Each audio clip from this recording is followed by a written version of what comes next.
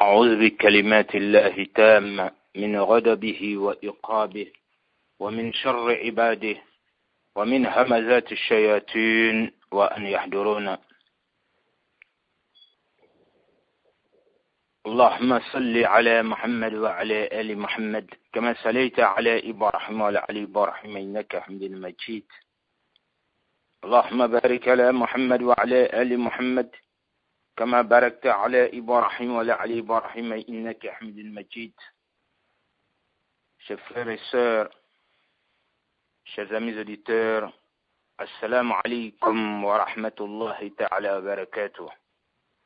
Que la paix d'Allah subhanahu wa ta'ala vous englobe partout où vous serez en train de nous écouter.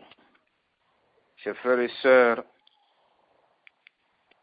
nous remercions Allah subhanahu wa ta'ala et nous lui rendons grâce, lui qui nous a permis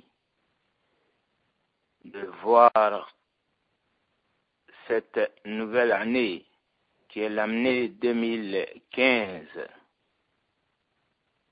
Ce n'est pas l'année lunaire, mais quand même c'est 12 mois qui se sont écoulés dans notre vie. Alors, chers frères et sœurs, lorsque 12 mois sont écoulés dans votre existence, vous devez rendre grâce à Allah. Parce que combien de gens qui étaient avec vous et qui se retrouvent dans leur tombe actuellement, combien qui étaient bien portants, mais qui sont alités dans des hôpitaux ou chez eux. Alors, vous devez faire une rétrospective de votre vie et rendre grâce à Allah subhanahu wa ta'ala qui vous a permis d'être au bout de ces 12 mois en train de recommencer un nouveau cycle de la vie. Donc, alhamdulillahi rabbil alamin. Chers frères et sœurs, pour le musulman, cette nouvelle année qui a débuté aujourd'hui, 1er janvier, ça a débuté par un jeudi. Le jeudi, le prophète sallallahu alayhi wa sallam va nous apprendre que c'est le jeudi, Allah élève nos œuvres de la semaine. Donc nos œuvres de la semaine sont présentées à Dieu chaque jeudi. Voyez-vous, c'est pourquoi le prophète, il aimait jeûner les jeudis.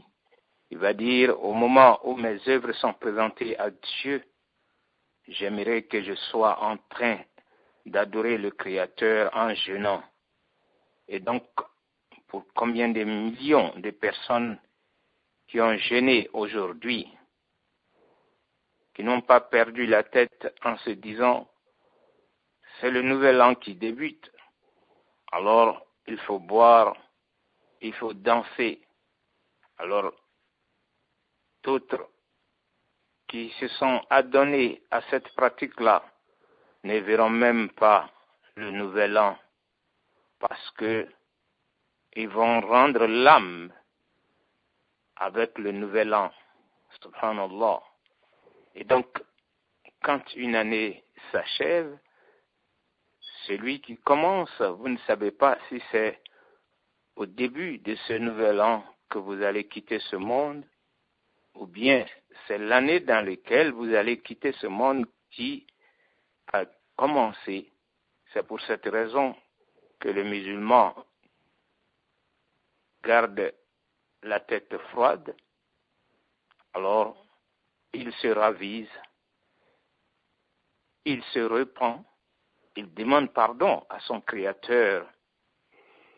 Donc, chers frères et sœurs, nous allons une fois de plus demander à Allah subhanahu wa ta'ala, Créateur des cieux et de la terre, qu'il fasse de cette année 2015 une année de bonheur, de prospérité, une année de paix, une année de foi pour nous tous. Pour cette édition, nous allons prendre la sourate La Royauté, qui est la sourate 67.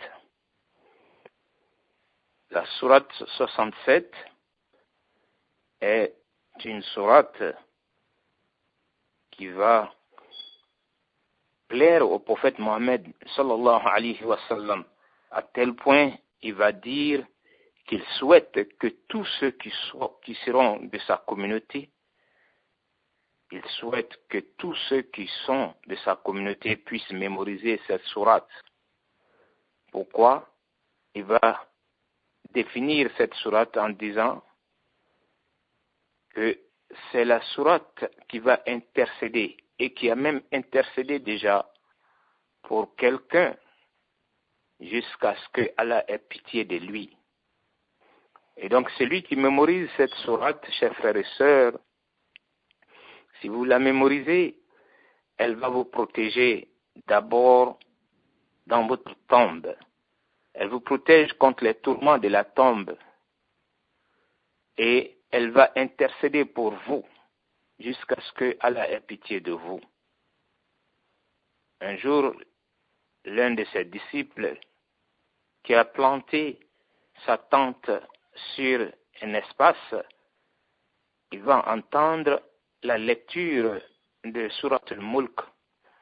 Et c'est ce dernier-là qui va se déplacer pour venir trouver le prophète sallallahu alayhi wa sallam. Et il va lui dire, messager, j'ai planté ma tente et j'ai entendu la lecture de Surat al-Mulk. Le prophète va lui dire, tu as planté ta tente sur la tombe de quelqu'un qui mémorisait cette sourate. C'est pourquoi tu as entendu la lecture. Et donc, c'est pour nous dire que le musulman ne doit pas marcher la tombe de quelqu'un ou s'asseoir sur une tombe délibérément. Alors si c'est fait par inadvertance, Allah le sait, il vous pardonne, mais vous ne devez pas piétiner ou vous asseoir sur une tombe, comme le prophète va nous décommander cela en disant, il est mieux de s'asseoir sur une braise que de s'asseoir sur la tombe de quelqu'un. Donc, chers frères et sœurs, nous revenons pour dire qu'il est mieux de connaître cette sourate qui est composée de 30 versets. Si vous pouvez la mémoriser, Allah subhanahu wa ta'ala fera que ce sera bénéfique pour vous dans cette vie terrestre et à l'au-delà.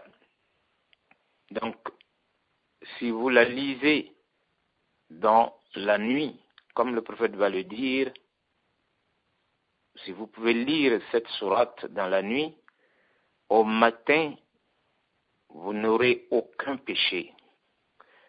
Donc ceux qui se lèvent dans la nuit pour prier, qui peuvent mémoriser cette sourate, ou qui peuvent la lire même en prenant leur Coran pour lire, qu'ils sachent que c'est un moyen pour se faire expier tous les péchés.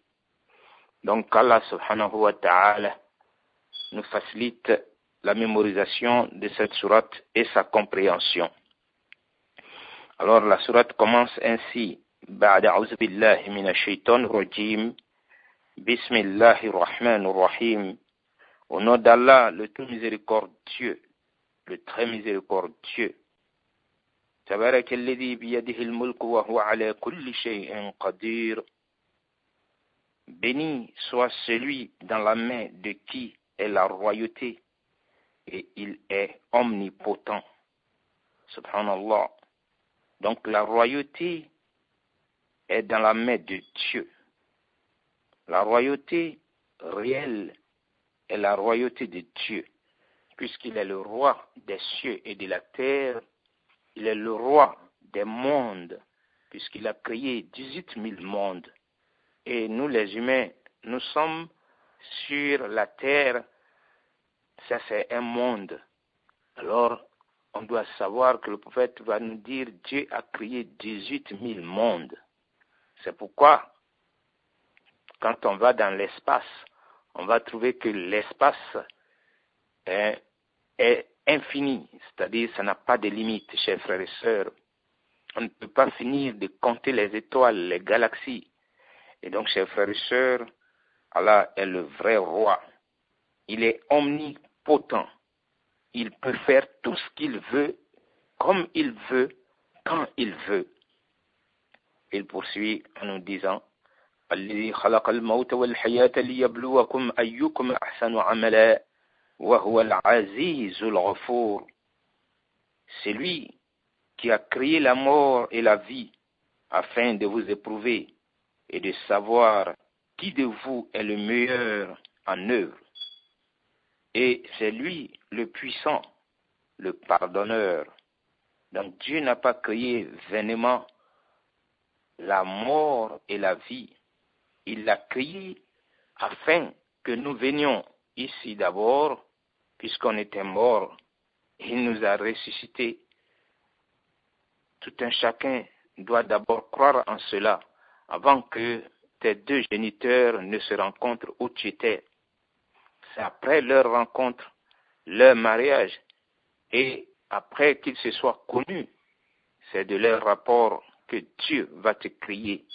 Et donc c'est comme s'il t'a créé de la mort pour que tu viennes à la vie. Et c'est lui seul qui peut reprendre cette vie-là.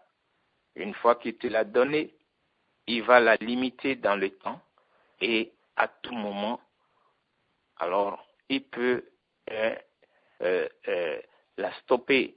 Et Allah subhanahu wa ta'ala, il a voulu que l'on vienne ici dans cette existence pour que on puisse se juger soi-même. Vous serez avec vos semblables qui vont vivre avec vous et ils verront si vous êtes bon ou mauvais. Donc, il y aura des témoins pour vous et des témoins contre vous. Et le témoignage suprême est le témoignage de Dieu lui-même. Donc, il va faire vivre chaque âme pour que connaisse qui est bon ou mauvais dans cette vie terrestre que nous connaissons, chers frères et sœurs. Et c'est à la suite de cela qu'on va le rencontrer. Donc, il est le Dieu puissant. Il est le Dieu qui pardonne. الذي خلق السبع سماوات طباقا ما ترى في خلق الرحمن من تفاوت فارجع البصر هل ترى من فطور. C'est le Dieu qui a créé 7 cieux superposés sans que tu vois des disproportions en la création du tout miséricordieux. Alors, il te dit, ramène sur elle le regard. Y vois-tu une brèche quelconque? Dieu te demande ici, regarde les cieux. Donc, ils sont superposés les uns sur les autres. Donc, il y a 7 cieux. Alors, il nous l'apprend ici par le Coran. Et c'est Dieu qui les a superposés d'une manière très, très étonnante. Donc, il va dire, est-ce que l'être humain, en regardant les cieux, tu vas voir des défauts, tu vas voir des disproportions. Donc, tu ne verras jamais que quelqu'un t'a dit, dans mon pays, il y a si vous voulez, des piliers pour soutenir le ciel, ou le ciel est déjà tombé dans mon pays, il a fallu que ce soit réparé, ou bien quand tu regardes là-bas, dans mon pays, le ciel est de cette manière. Donc, de la manière que vous voyez le ciel partout, depuis que vous avez été créé, alors c'est sans pilier, sans support, et tous ceux qui se proclament être des puissances n'ont rien si vous voulez, à clamer par rapport à la création de ces cieux-là. Donc, ils ne peuvent que assister, regarder. Personne ne peut trouver de défaut sur la création, sur la créature de Dieu. Donc, Dieu, il invite l'être humain à bien regarder. Si il va trouver des défauts, alors s'il va même trouver qu'il y a des brèches dessus, qu'il regarde une fois et qui ramène une seconde fois son regard pour bien regarder. Parce que l'être humain, quand on regarde pour une première fois, on peut dire que bon, peut-être que ça a été fait furtivement. C'est pourquoi Dieu te dit, ramène une seconde fois. Lève les yeux pour regarder encore les cieux. Tu ne verras jamais de défauts sur la création d'Allah subhanahu wa ta'ala. Donc, Allah subhanahu wa ta'ala, il va poursuivre. ثم ارجع البصر كرتين ينقلب إليك البصر خاسئا وهو حسير. Alors puis, retourne encore ton regard à 2 fois. Le regard te reviendra humilié et frustré, parce que si c'est ce regard que tu lèves pour regarder, afin que tu trouves un défaut sur la création de Dieu, Dieu te dit, ton regard va te retourner frustré, ton regard va te retourner humilié, tu ne trouveras pas de défaut sur la création d'Allah subhanahu wa ta'ala. Donc Allah poursuit en ces termes, وَلَقَدْ زَيَّنَّا السَّمَاءَ الدُّنْيَا بِمَصَابِيحَ وَجَعَلْنَاهَا رُجُومًا لِلشَّيَاطِينِ وَأَعْتَدْنَا لَهُمْ عَذَابَ السَّعِيرِ. Nous avons effectivement embelli le ciel le plus proche avec des lampes, c'est-à-dire les étoiles, dont nous avons fait des projectiles. Nous avons fait des projectiles pour lapider les diables et nous leur avons préparé le châtiment de la fournaise. Donc le ciel qui est plus proche de nous, chers frères et sœurs, pour l'atteindre, il faut 500 ans de voyage avant de l'atteindre, comme le prophète va nous le dire dans un hadith. Alors, quand les gens vont dans l'espace, on peut appeler cela aussi le ciel, mais le ciel lui-même ne peut pas être touché par l'être humain.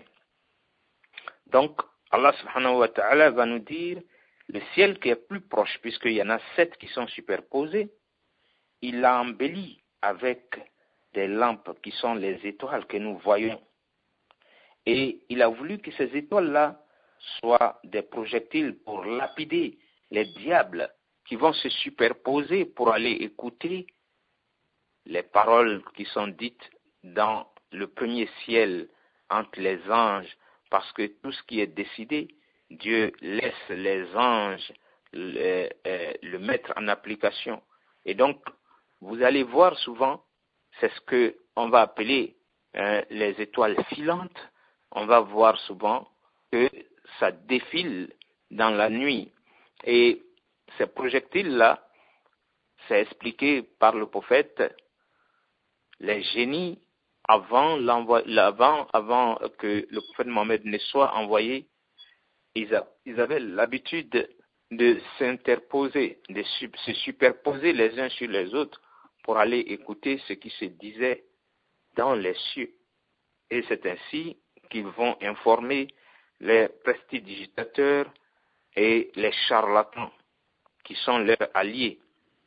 Et ceux-là, à leur tour, ils vont maintenant vendre ils vont peut-être avoir une seule vérité qu'ils feront entourer de 100 mensonges pour, si vous voulez, égarer ceux qui vont croire que ces prestidigitateurs, ces charlatans, ces malfaiteurs, ces sorciers qui sont en communication avec ces satans, alors ils vont leur donner ne serait-ce que une seule parole que ceux-là vont entourer de 100 mensonges pour égarer ceux qui iront les consulter. Et donc ça se faisait. Alors, lorsque Dieu a envoyé le prophète Mohammed sallallahu alayhi wa sallam, il a mis frein à cela. Il a voulu maintenant que chaque fois que les satans vont se superposer pour aller dans les cieux, alors il donne l'ordre qu'ils soient lapidés. Lorsque le premier est atteint, ils sont tous électrocutés jusqu'au dernier sur la terre. Parce que là, Dieu ne voudrait plus qu'ils écoutent dans les cieux. Quand tu vas dans Sourate Djinn, la sourate des satans ou des génies, tu vas trouver là-bas que les génies vont s'étonner, ils vont dire, on ne sait pas pourquoi on est lapidé maintenant dans les cieux. Alors, on ne sait pas si Dieu veut du bonheur pour nous ou malheur pour nous, parce que ça se faisait avant l'avènement du prophète Mohammed sallallahu alayhi wa sallam. Donc, après que le Coran soit envoyé, Dieu ne voudrait plus que cela continue. Donc, c'est pour dire que Allah subhanahu wa ta'ala, il surveille les cieux. Et ceux qui vont se rébeller parmi les humains et les génies, leur sort est connu. Ils seront anéantis par Allah subhanahu wa ta'ala. Donc, ils sont lapidés. Donc, Allah dit, nous leur avons préparé le châtiment de la fournaise. Ceux qui sont lapidés de cette manière, ces génies-là, quand ils seront électrocutés, ils vont mourir, et ainsi que leurs alliés, charlatans, sorciers et autres. Donc Dieu dit, on leur a préparé la fournaise. Pourquoi? Parce que c'est des gens qui prétendent connaître ce qui est caché. Ils prétendent connaître ce qui va arriver demain, alors que c'est Dieu seul qui détient ce pouvoir-là. Donc Allah subhanahu wa ta'ala, il va aller encore plus loin en nous disant, وَلِلَّذِينَ كَفَرُوا بِرَبِّهِمْ عَذَابُ جَهَنَّمَ وَبِئْسَ الْمَصِيرُ. Allah dit, ceux qui ont mécru à leur Seigneur auront le châtiment de l'enfer, et quelle mauvaise destination. Ceux qui disent que Dieu n'existe pas. Alors, Dieu dit, il a préparé pour eux le châtiment de l'enfer, le châtiment de la fournaise, et Dieu même va définir cela en disant, quelle mauvaise demeure, que Dieu nous en préserve, que ce ne soit pas notre destination, chers frères et sœurs. Alors, Allah poursuit pour dire, إِذَا أُلْقُوا فِيهَا سَمِعُوا لَهَا شَهِيقًا وَهِيَ تَفُورُ. Quand ils y seront jetés, alors ils lui entendront un gémissement tandis qu'il bouillonne. Donc, ceux qui vont mécroire, ceux qui vont contester que Dieu n'existe pas, Dieu dit le jour qu'on les jettera dans le feu, dans la fournaise. Alors ce jour-là, ils vont entendre un gémissement, subhanallah, et ils vont entendre en même temps l'enfer qui est en train de bouillonner. Allah poursuit. تكاد تميز من الغيظ كلما ألقي فيها فوج سألهم خزنتها ألم يأتكم نذير.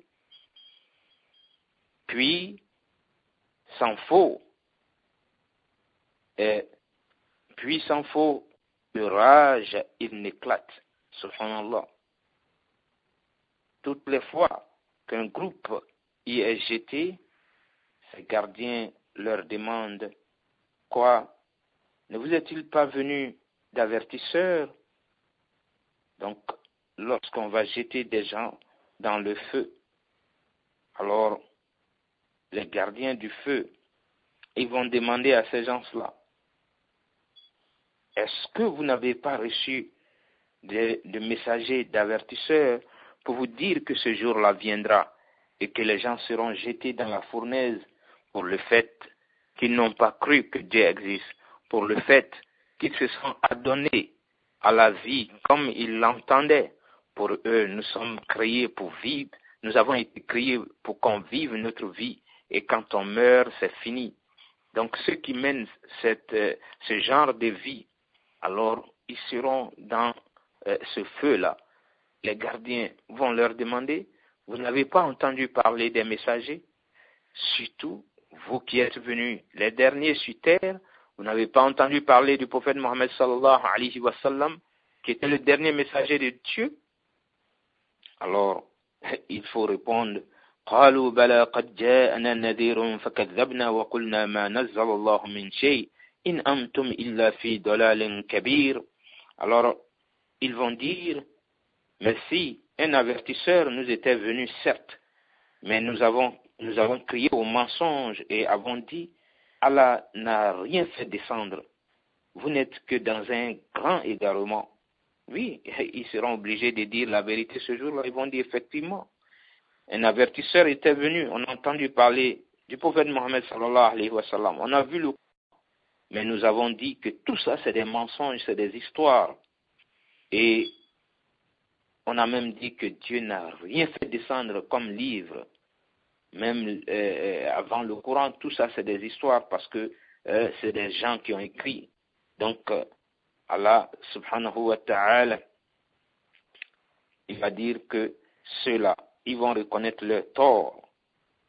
وقالوا لو كنا نسمع أو نعقل ما كنا في أصحاب السعير. Et ils disent, si nous avions écouté ou raisonné, ne serions pas parmi les gens de la fournaise et dans le regret. C'est ce qu'ils diront ce jour-là. Oh, si nous avions écouté ou raisonné un tout petit peu, nous ne serions pas aujourd'hui parmi les gens de la fournaise, mais c'est trop tard ce jour-là. Ils ont reconnu leur péché, que les gens de la fournaise soient anéantis à jamais. Donc, chers frères et sœurs, quand on entend des dirigeants de religion ou des responsables de religion dire que l'enfer n'existe pas, ça fait peur. Voilà le dernier message de Dieu qui est le Coran, qui nous parle de la fournaise, de l'enfer et de ceux qui y seront introduits. Et qu'est-ce qui les attend ce jour-là? Donc ce livre est une preuve pour nous ou contre nous ce jour-là, chers frères et sœurs. Cette émission que vous êtes en train d'écouter peut être une preuve pour vous, pour dire Seigneur, j'ai cru, j'ai écouté et j'ai mis en application ce que vous avez dit. Comme peut-être que vous êtes en train d'écouter et ça vous fait rire, même vous en moquez. Alors ça sera une preuve contre vous. Parce que vous avez dit que Dieu n'a fait descendre aucun livre et qu'aucun messager n'est venu, ou même que le prophète Mohammed n'est pas un messager de Dieu. Donc, chers frères et sœurs, qu'Allah nous guide. Alors, Allah poursuit, Inna alladhina yakhshawna rabbahum bil ghayb lahum maghfiratun wa ajrun kabir. Ah, ceux qui redoutent leur Seigneur, que ce soit le cas pour nous, ceux qui ont peur de leur Dieu, bien qu'ils ne l'aient jamais vu, auront un pardon et une grande récompense. Parce que souvent d'autres vont dire, mais vous nous parlez de l'au-delà, vous nous parlez de l'enfer, est-ce que quelqu'un déjà est parti et puis revenir pour nous rassurer? Oui, ce livre qui est en face de vous est le livre qui a été révélé à un messager qui a vécu sur terre, personne ne peut contester cela. Et il a eu à voir l'enfer avec ses yeux. Il a visité le paradis avec ses yeux. Et Dieu a voulu qu'il existe parmi les humains. Et ce livre-là est resté après lui pour que ce soit un témoignage, pour que l'être humain ne soit pas dans l'égarement. Parce que si on n'avait rien après le prophète, on allait dire, on n'a pas vu le prophète, alors on ne peut pas croire. Donc, le plus grand miracle du prophète, c'est ce livre qui est entre les mains du musulman, puisque ce livre-là va vous parler du passé. Tout ce qui s'est passé avant vous, ça vous reprend cela, souvent dans les détails, souvent globalement. Tout ce qui arrivera demain, dans l'au-delà, il vous parle de cela, et jusqu'à ce que nous considérons comme découverte, si vous voulez, scientifique, ce livre-là nous parle et nous démontre qu'effectivement ça vient de Dieu. Alors, voilà que ce livre nous dit, ceux qui redoutaient leur Seigneur sans même l'avoir vu, c'est ce qui fait de toi le musulman, sans Dieu, sans avoir vu le messager, sans avoir vu le paradis et l'enfer. Tu y crois parce que tu crois que Dieu ne ment pas. Tu crois que Dieu existe et qu'il a envoyé des messagers et que le dernier de ces messagers a été le prophète Mohammed sallallahu alayhi wa sallam. Et que ce dernier-là a eu un livre qui est le Coran, qui est le seul livre qui est resté parmi les livres célestes, qui n'a pas été si vous voulez, touché par aucune créature et il défie toute personne. Et c'est un challenge qui va rester jusqu'à la fin des temps. C'est un défi que le Coran lance. Quiconque peut trouver une erreur dans ce livre, qu'il se présente avec l'erreur. Personne ne trouvera d'erreur dans ce livre. Aucune partie de ce livre ne se contredit. Et tout ce que ce livre dit est sans doute, et c'est la vérité totale depuis le début jusqu'à la fin, chers frères et sœurs.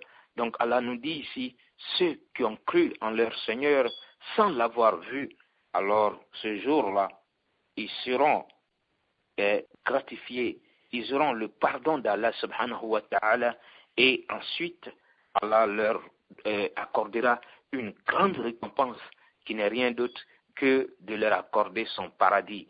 Que ce soit le cas pour nous et tous nos parents, chers frères et sœurs. Alors Allah poursuit en nous disant وَأَسِرُّوا قَوْلَكُمْ أَوْ اجْهَرُوا بِهِ إِنَّهُ عَلِيمٌ بِذَاتِ الصُّدُورِ. Que vous cachiez votre parole ou vous la divulguiez, alors sachez, il connaît bien le contenu des poitrines. Oui, ça c'est Dieu. Donc, ce que vous allez dire ouvertement, ce qui est caché dans votre poitrine, dans votre cœur, Dieu le sait, chers frères et sœurs. Donc, vous êtes en train de m'écouter. Ceux qui y croient, ils ont la chair de poule parce qu'ils entendent la parole de Dieu et ça leur augmente en foi. Mais ceux qui ne croient pas, ils vont prendre cela pour leur riser. Ils vont s'en moquer et peut-être par respect, ils ne diront rien. Mais ce qui est caché dans ton cœur, Dieu le sait.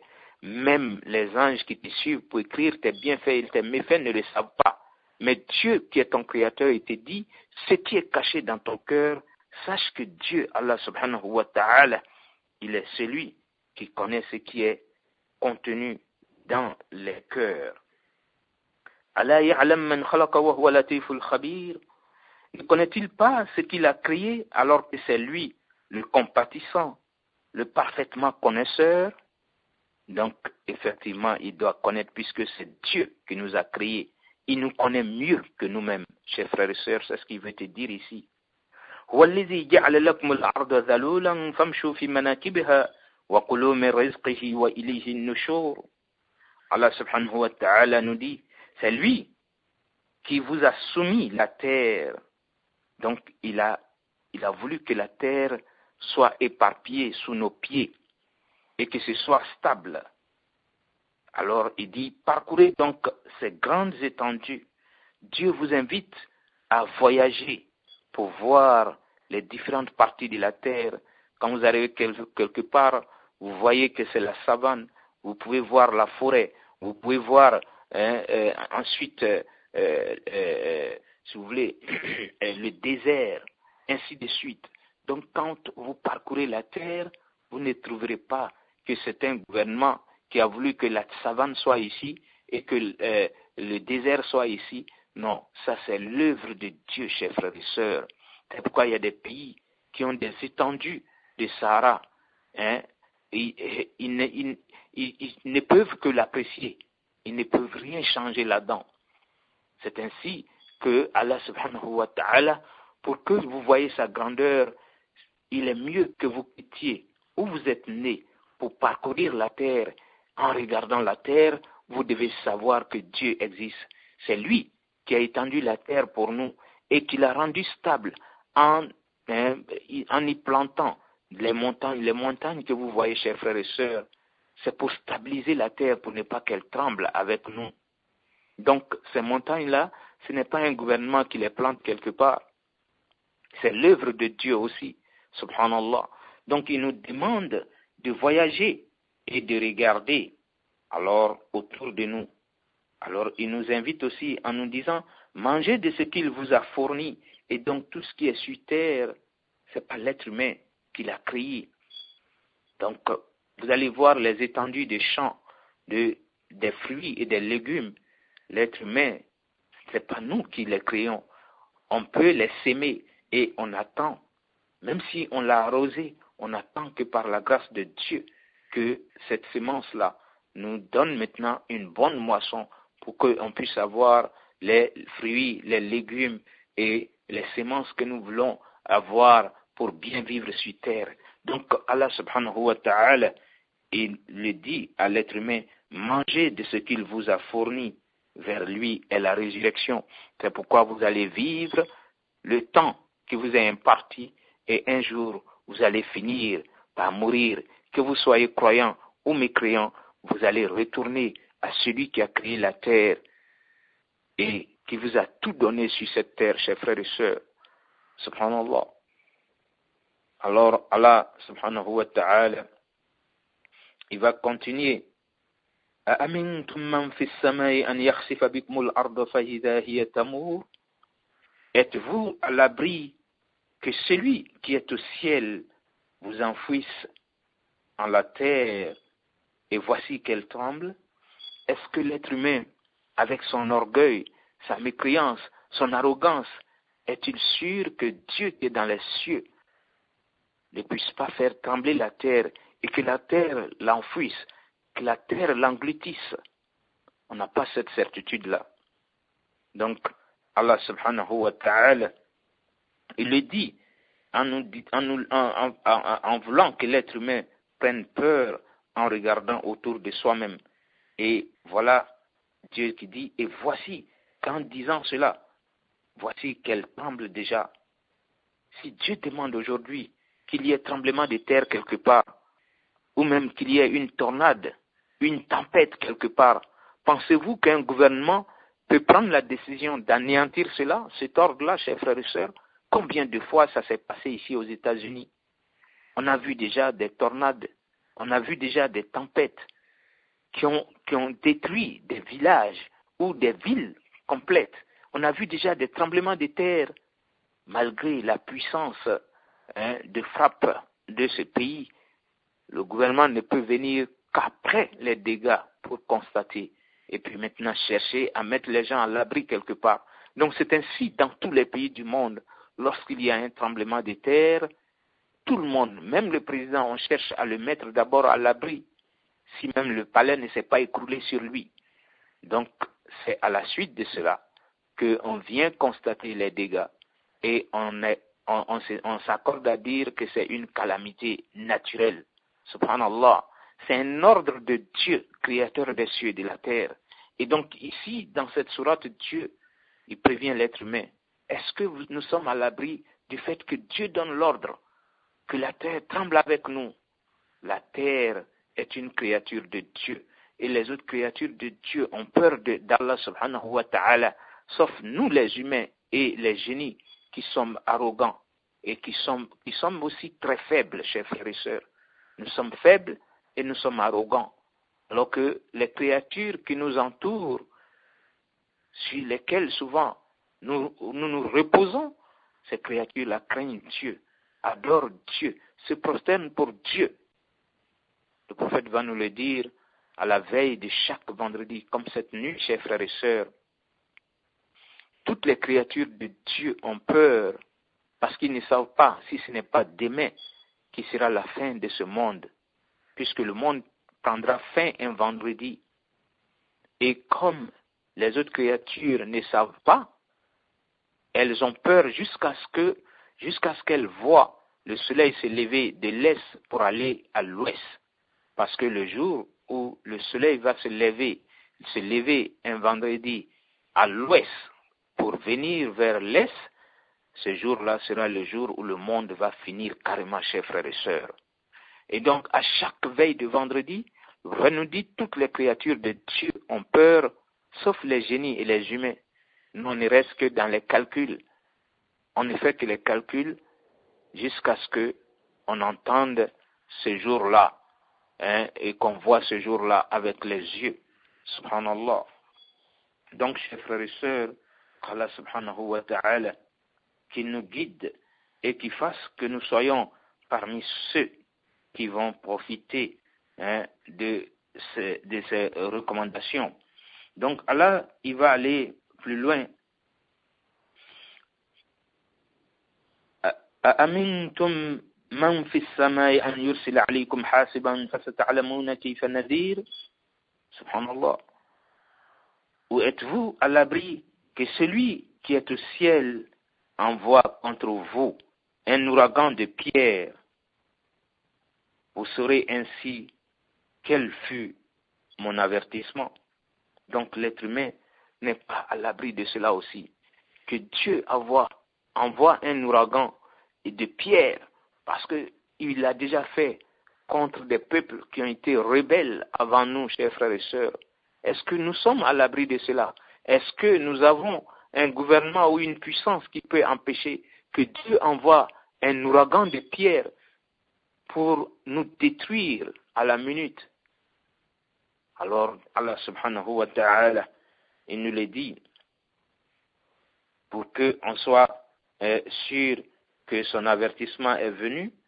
Donc, c'est une manière de parler. Allah, il veut nous dire, même s'il voudrait que cela arrive, personne ne peut empêcher cela. Subhanallah.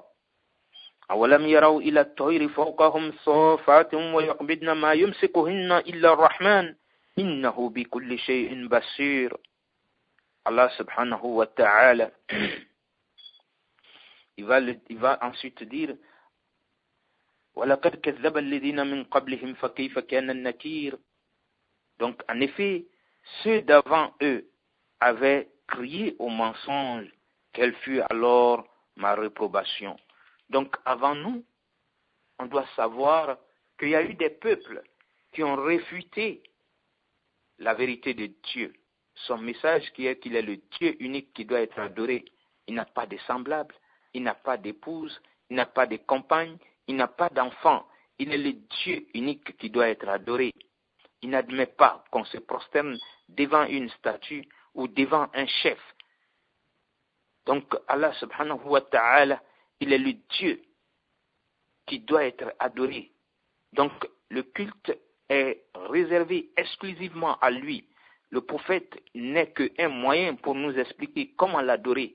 Mais on ne prend pas le prophète pour son fils, ni pour son second, ni même pour son semblable. Donc, depuis Noé jusqu'au prophète Mohammed, aucun prophète n'est fils de Dieu, ni semblable de Dieu, ni troisième de Dieu. Donc, Dieu n'a pas de compagne, Dieu n'a pas de femme, Dieu n'a pas, si vous voulez, de compagnons, d'associés. Il est, comme il va le dire, s'il y avait plusieurs dieux, d'autres allaient contester sa divinité et on allait voir qu'il y aurait une guerre entre ces dieux-là. Donc, il est celui qui a créé les cieux et la terre. Alors, avant nous, il y a d'autres qui ont réfuté que Dieu soit le seul Dieu, créateur des cieux et de la terre. C'est pourquoi d'autres ont eu 300 et quelques dieux. Et d'autres continuent d'avoir des multitudes de dieux qui vont eux-mêmes fabriquer avec leurs mains. Malgré cela, ils pensent qu'ils sont dans la vérité alors qu'ils sont dans l'égarement total. Subhanallah. Qu'à la face que nous ne nous retrouvions pas de ce côté-là. Toi-même, tu vas fabriquer ton Dieu et puis tu te mets à l'adorer. Tu vas même dire que mon Dieu me parle ou mon génie m'a parlé. Alors, dis-toi que c'est un Satan qui est en train de t'égarer pour que tu te retrouves en enfer. Qu'Allah subhanahu wa ta'ala nous en prive, chers frères et sœurs. Donc Allah, il nous dit, avant nous, il y a d'autres qui ont crié au mensonge. Alors Dieu dit, quelle fut alors ma réprobation? Donc ceux qui vont dire que ce n'est pas vrai, qu'il n'y a pas qu'un seul Dieu, et que les messagers de leur temps n'étaient pas messagers, alors ceux-là, il y a d'autres qui ont été anéantis par le tremblement de terre, il y a d'autres qui ont été anéantis dans le fleuve, engloutis par le fleuve comme Pharaon, qui disait que lui-même était Dieu, et il y a d'autres qui ont été, si vous voulez, anéantis par un ouragan, ainsi de suite. Donc les prophètes, il y en a eu 313 et les prophètes, y compris, Dieu nous a envoyé jusqu'à 124 000 personnes pour ne pas que l'être humain s'égare sur terre. Mais l'être humain a tout le temps discuté. Il y a eu ceux qui vont être égarés par Satan et ceux qui vont accepter la vérité de Dieu, qu'à la face que nous soyons parmi ceux-là qui vont accepter sans discuter et qui vont vouloir suivre la voie d'Allah subhanahu wa ta'ala. Allah dit après cela, n'ont-ils pas vu les oiseaux au-dessus d'eux, déployant et repliant leurs ailes tour à tour? Seul le tout miséricordieux les soutient, car il est sur toute chose clairvoyant. Donc c'est pour donner encore un exemple à l'être humain. Dieu nous dit de regarder les oiseaux dans les cieux. Quand les oiseaux se lancent dans le ciel, c'est-à-dire que tu vas les voir, ils vont déployer les ailes et les replier. Et c'est ainsi qu'ils vont voler dans l'air. Donc Allah veut nous apprendre que c'est lui qui veille sur les oiseaux dans l'air. C'est lui qui leur donne cette capacité de rester dans l'air. Alors si toi, humain, si tu peux, il faut sauter dans l'air pour voir si tu vas rester dans l'air. Donc Allah subhanahu wa ta'ala, par sa miséricorde, il soutient les oiseaux dans l'air. C'est de cette même manière que par sa miséricorde, il soutient la connaissance qu'il nous a donnée qui fait que l'avion peut, avec son moteur, sauter avec plus de 500 personnes et rester dans l'air jusqu'à sa destination. C'est par la miséricorde de Dieu que cela arrive. Et souvent, pour nous démontrer que c'est par sa miséricorde que cela peut se faire, il peut souvent faire qu'un avion avec, si vous voulez, tous les meilleurs commandants à bord peut se perdre sans que l'être humain ne puisse intervenir, sans qu'un gouvernement ne sache comment cela a pu arriver. Et ça va être une catastrophe où tous ceux qui se retrouvent là-dedans vont rendre l'âme en même temps, chers frères et sœurs. Donc, c'est Dieu qui détient les oiseaux dans les cieux. C'est Dieu qui admet que l'avion saute avec nous et qui descende avec tous nos bagages et nous-mêmes d'une manière saine et sauve. Et c'est Dieu qui permet que les bateaux de conteneurs remplis des milliers et des milliers de conteneurs traversent la mer et arrivent à destination. C'est comme aujourd'hui, nous voyons des bateaux qui sont à l'image de certaines villes. Vous avez tout là-dedans. Un mois durant, vous pouvez avoir plus de 1000 personnes qui se retrouvent à bord, qui n'ont besoin de rien sur terre. Ils peuvent vaguer à leurs occupations et à leur plaisir sur la mer et arriver à destination paisiblement. Et donc pour nous démontrer que c'est la grâce de Dieu, comme on le conteste, souvent Dieu fait que ça peut se perdre aussi. On a vu comment le Titanic et combien de paquebots qui ont été engloutis par la mer. Ça doit amener l'être humain à savoir que Dieu est omnipotent, créateur des cieux et de la terre, créateur des mers. Et donc, lorsque tu regardes tout ça, chers frères et sœurs, ça doit t'amener à craindre Allah subhanahu wa ta'ala. Donc, Allah subhanahu wa ta'ala, il va poursuivre en nous disant أَمَنْ هَذَا الَّذِي هُوَ جُنْدٌ لَكُمْ يَنْصُرُكُمْ مِنْ دُونِ الرَّحْمَنِ إِنِ الْكَافِرُونَ إِلَّا فِي غُرُورٍ. Allah pose la question, quel est celui qui constituerait pour vous une armée capable de vous secourir en dehors du tout miséricordieux? En vérité, les mécréants sont dans l'illusion complète. Est-ce que l'être humain a une armée puissante qui peut empêcher ce que Dieu voudrait qu'il se passe sur terre? Donc, on n'a pas d'armée qui peut empêcher l'ordre de Dieu. Donc, ce que Dieu aura décidé va s'accomplir, même si toute la terre devient une armée contre l'ordre de Dieu. Ce que Dieu aura décidé, c'est ce qui s'accomplira, chers frères et sœurs. C'est ce que Allah nous démontre ici, en nous disant, en vérité, les mécréants, ceux qui sont arrogants et qui contestent l'existence de Dieu, ils ne sont que dans l'illusion complète. Donc Allah va aller plus loin en nous disant Aman hadha alladhi yarzuqukum in amsaka rizqa bal lajju fi utuwwin wa nufur. Alors, quel est celui qui vous donnera votre subsistance s'il s'arrête de fournir son attribution? Mais ils persistent dans leur insolence et dans leur répulsion. Donc la subsistance de l'homme, c'est Dieu qui nous approvisionne. C'est lui qui nous donne la pluie. C'est lui qui nous donne tout ce que nous avons pour vivre sur terre, chers frères et sœurs. Donc Dieu nous dit, s'il s'arrêtait de nous pourvoir de notre existence, de nous donner l'air que nous respirons, l'eau que nous buvons, la nourriture que nous mangeons, alors qui est-ce qui pouvait essayer de se substituer à Dieu pour nous les accorder? Subhanallah, il n'y a personne, mais malgré cela, l'être humain va persister dans l'insolence et dans la répulsion. Donc Allah subhanahu wa ta'ala, il va aller plus loin. أفمن يمشي مكبا على وجهه أحدى أم من يمشي سويا على صراط مستقيم? Qui est donc mieux guidé, celui qui marche face contre terre, qui est le mécréant, qui refuse que Dieu existe, ou celui qui marche redressé sur un chemin droit?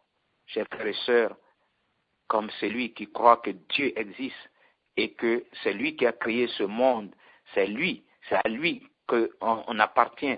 Il peut nous reprendre comme et quand il veut. Donc, il y a une grande différence entre celui qui croit et celui qui ne croit pas. C'est pourquoi Dieu va donner l'exemple ici. Est-ce que celui qui marche avec le visage baissé, c'est-à-dire la face tournée à la terre, est-ce que celui-là est semblable? Est-ce qu'il voit la route parce qu'il peut à tout moment tomber dans un abîme?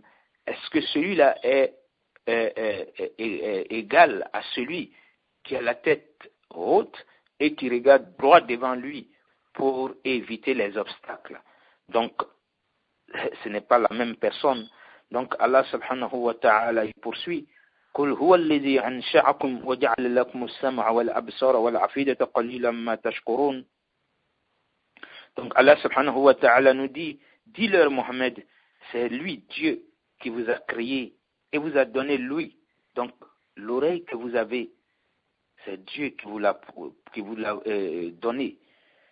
Les yeux avec lesquels vous voyez, donc vient de Allah subhanahu wa ta'ala, et les cœurs qui sont dans vos poitrines, tout cela vient d'Allah, c'est des grâces de Dieu.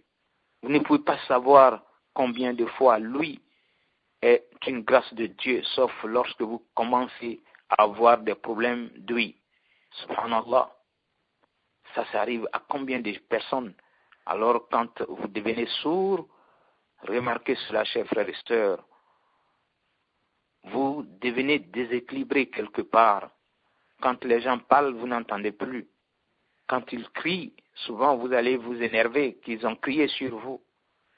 Et donc, lui est une grâce de Dieu. Et voir, subhanallah, vous allez encore dire que les yeux encore, c'est la plus grande grâce de Dieu.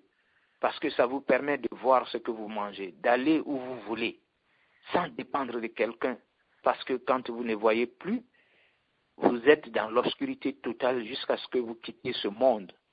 Donc, les yeux, il n'y a aucune personne qui peut vous les garantir et qui peut dire c'est moi qui t'ai donné tes yeux. Tu es d'accord que tu es né avec. Donc c'est Dieu qui l'a créé et tu es venu avec. Il a voulu que tu entendes. C'est lui qui détient ton ouïe, ta vision et ton cœur qui bat dans ta poitrine. Quand il veut que ça s'arrête, ça va s'arrêter. On va dire qu'il y a eu une crise cardiaque. Donc ton cœur dépend d'Allah subhanahu wa ta'ala. Le cœur qui pompe ton sang. Sache que ce cœur-là, il peut s'arrêter quand Dieu le veut. Et donc tu dois craindre ce Dieu qui l'a créé lorsque tu étais à l'état embryonnaire. C'est Dieu qui a créé ce cœur. C'est lui qui voudrait que tu l'adores et que tu crois qu'il est le seul Dieu qui a créé tout et qui doit être adoré. et c'est vers lui que tu vas retourner un jour, chers frères et sœurs. Donc Allah va plus loin. Il va nous dire ensuite قل هو الذي زرعكم في الأرض وإليه تحشرون. Alors, dis-leur, c'est lui qui vous a répandu sur la terre.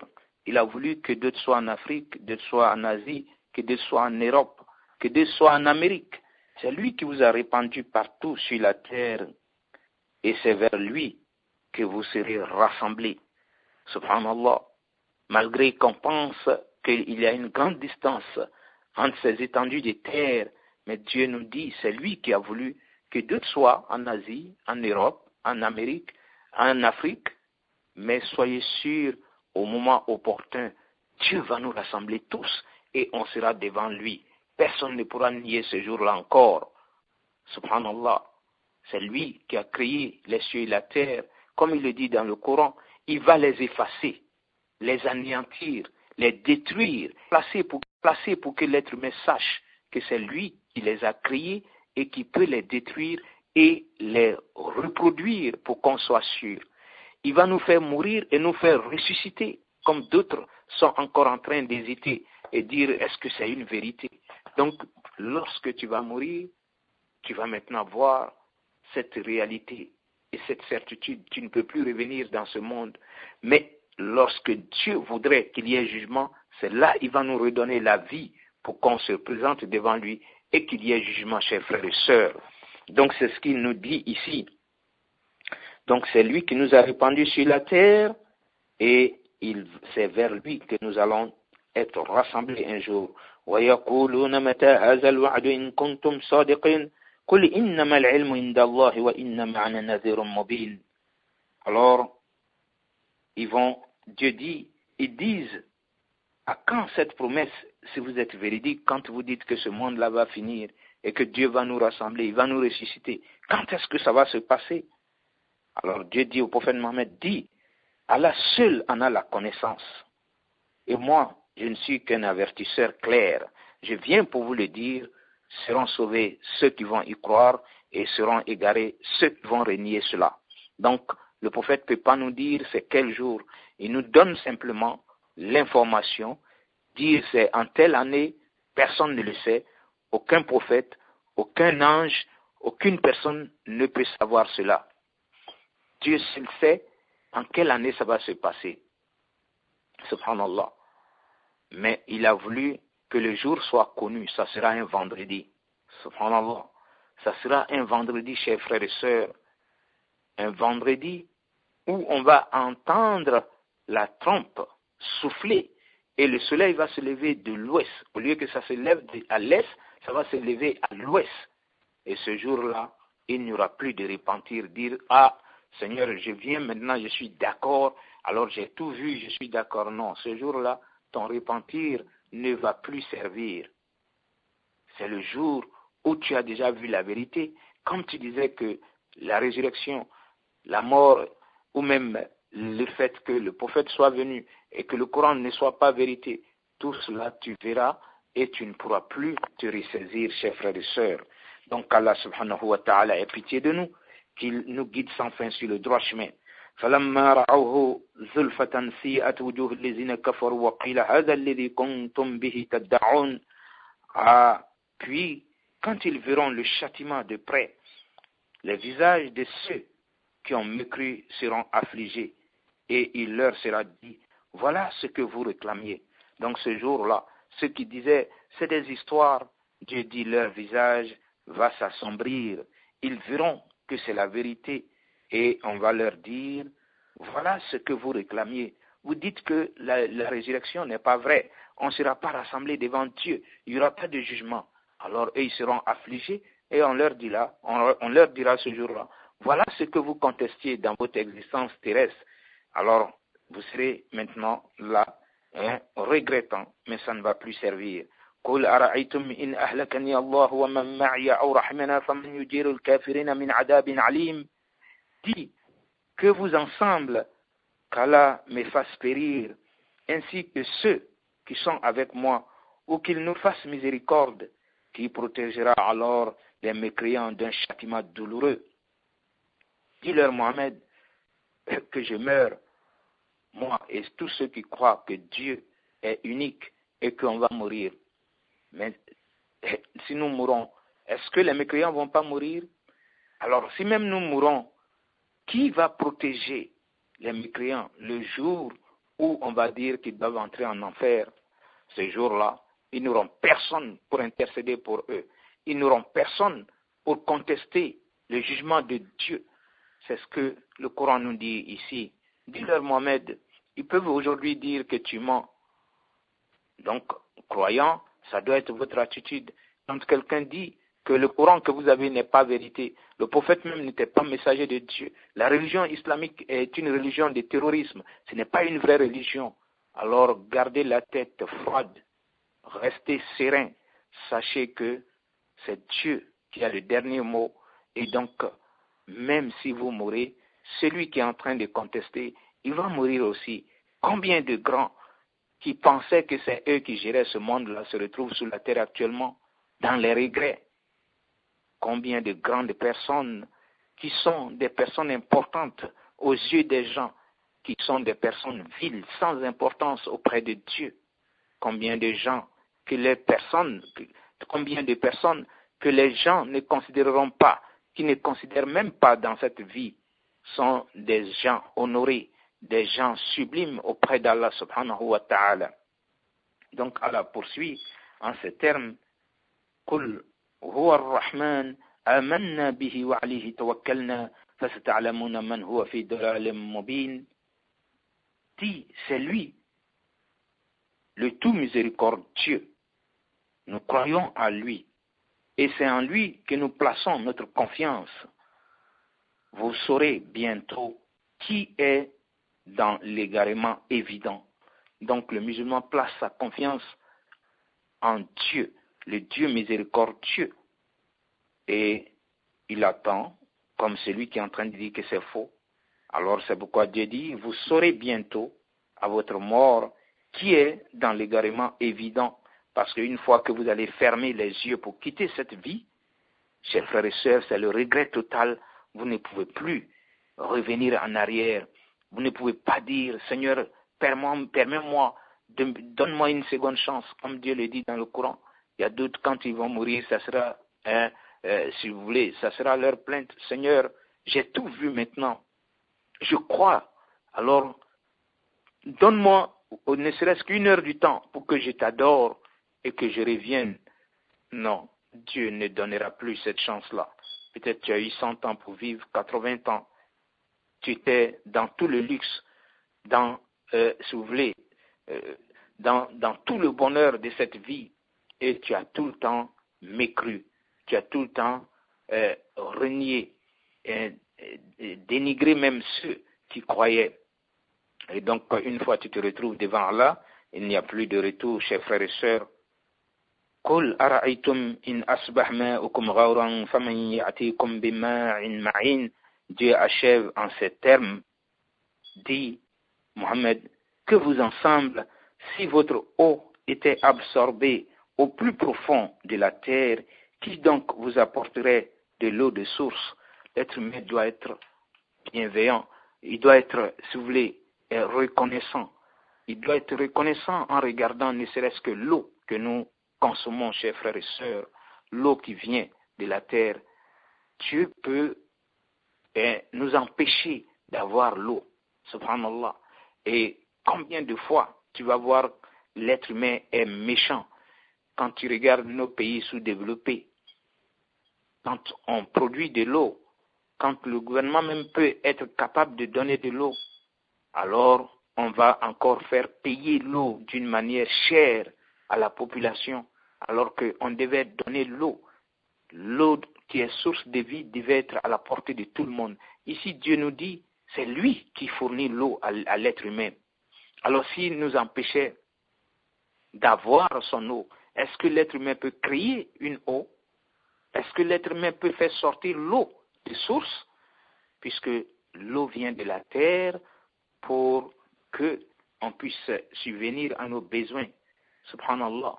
Donc, en regardant la composition de l'eau, celui qui est scientifique doit savoir qu'il y a un Dieu. Et donc, si même vous n'êtes pas scientifique, vous savez que votre cœur, votre sang, vous-même, vous avez besoin d'eau.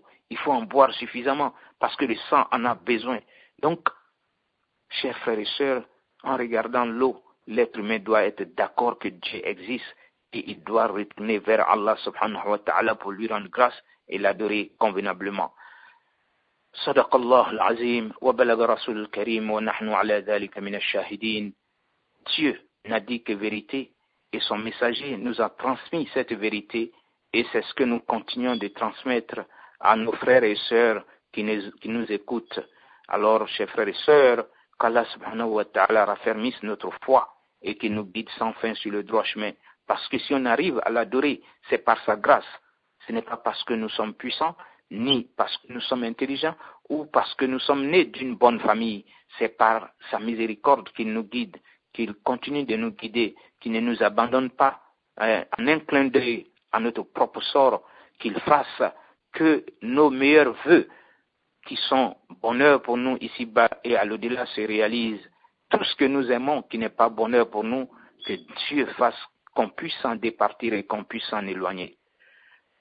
Alors, si vous avez quelques questions, nous allons répondre à ces questions-là.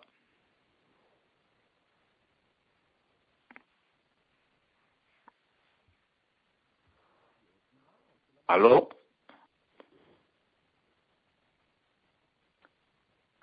Oui, allô, Imam, salam alaikum. Wa alaykum salam. Voilà. Alors, mes meilleurs vœux, Imam. Alors, la question que j'ai pour vous, à propos donc de la sourate 30 et 67, je pense que c'est ce qu'on appelait la vache. Ça fait partie de la vache, n'est-ce pas? Non. Oui, alors... C'est Surat al-Mulk. Surat al-Mulk. Ah, rien à faire. C'est Surat al-Mulk, c'est pas la vache. La vache, c'est la Surat 2. Ah, d'accord, ok. Bon, voilà. Donc, je le suis. Celle-là, c'est Surat al-Mulk. Ça dit la royauté. La royauté. Ah, d'accord. Oui. C'est par rapport un peu à la vache. Est-ce que je peux la poser quand même? Il n'y a pas de problème. Voilà. Alors, pourquoi on a appelé réellement donc la vache? Parce que c'est un peu curieux, Imam. Pourquoi la vache? Oui, c'est-à-dire que lorsque vous voyez les noms des sourates, vous allez trouver que les noms sont donnés par rapport à une histoire et c'est ainsi que dans cette sourate qui est appelée la vache, au moment où le prophète Moïse était avec son peuple, c'est un jeune homme qui devait hériter de son oncle. Il était pressé, alors il voulait que son oncle meure pour qu'il puisse vite hériter de lui. Il va se cacher pour tuer son oncle et il va accuser des innocents sous prétexte que ce sont ceux-là qui ont tué son oncle. Puisque si c'est ainsi, puisque son oncle est mort, lui, il va maintenant s'accaparer de ses biens et puis dire que bon, il a hérité. Mais celui qui a été accusé, lui aussi s'attribue à dire non, c'est faux, il est innocent. Et donc, ils se sont disputés, ils ont failli en venir aux mains, ils se sont déportés devant Moïse et ils vont demander à Moïse, bon, comme toi tu parles à Dieu, il faut demander à ton Dieu de trancher dans cette affaire, trancher pour qu'on sache qui a tué effectivement le monsieur. Alors, effectivement, Moïse va consulter Dieu, Dieu va lui dire, il faut leur dire de donner une vache en sacrifice d'abord, pour qu'ils aient le résultat. Donc quand Moïse va leur dire ça, ils vont dire, mais tu te moques de nous ou bien quoi? On te dit de demander qui a tué, toi tu dis de faire un sacrifice d'abord. Moïse va dire, c'est ce que Dieu m'a dit. Donc ils vont dire, bon, que Dieu dise maintenant, c'est quelle sorte de vache. Donc ils vont se mettre dans trop de problèmes, parce qu'ils devaient faire simplement trouver une vache et immoler cela pour qu'ils aient le résultat. Mais c'est pas, et ils se sont mis dans de la complication. Ils vont demander comment doit être cette vache. Donc Dieu va répondre que ça doit être une vache qui n'a pas été dans un champ pour labourer les champs, ou bien qui n'est pas maltraitée pour tirer de l'eau dans les puits, pour arroser les champs, tout ça. Donc une vache qui n'a même pas servi. et une vache qui est présentable. Quand tu la vois, tu peux l'aimer de suite par sa couleur et tout. Donc, pour rendre court, lorsqu'ils vont avoir la vache, alors Dieu va dire d'immoler la vache et de prendre une partie de sa chair pour taper le corps du monsieur qui est décédé. Et qu'ainsi, il va revenir à la vie. Moïse va leur dire ça, ils vont immoler la vache, prendre une partie de sa chair pour taper le corps, et le monsieur il sera ressuscité. Et on va lui demander qui t'a tué. Il va dire c'est mon neveu qui m'a tué parce qu'il voulait vite hériter de moi. Donc il ment sur ce monsieur, il est innocent, il ne m'a pas tué. C'est ainsi que ça sera tranché entre ces deux tribus. On va connaître l'assassin. Lui, il sera ensuite privé de l'héritage de son oncle. Et donc c'est cette histoire-là qui se retrouve dans cette sourate-là, qui est la sourate 2, et c'est la plus longue sourate du Coran. Vous trouvez beaucoup de jurisprudence dans cette sourate. Donc c'est pourquoi on a fait nommer la sourate la vache. D'accord, voilà. Merci Imam, voilà, c'était pour j'ai un peu confondu la sourate la mouche et puis un peu la vache. Voilà. Merci donc. Alors, je ne sais pas si vous avez des questions. Vous avez des questions. Je pense que pour le moment, nous n'avons plus de questions, Imam. S'il n'y a pas de questions, je crois que c'est une bonne sourate que nous avons eu à faire, c'est-à-dire la traduction. Et c'est mieux pour le musulman de mémoriser cette sourate parce qu'elle va intercéder pour tous ceux qui peuvent l'avoir mémorisée dans son cœur. Donc, on sera la semaine prochaine. Que Allah subhanahu wa ta'ala nous donne longue vie et bonne santé et beaucoup de foi surtout. À la prochaine, Inch'Allah. Inch'Allah. Merci beaucoup, Imam. Youssou Doubia et surtout bonne année.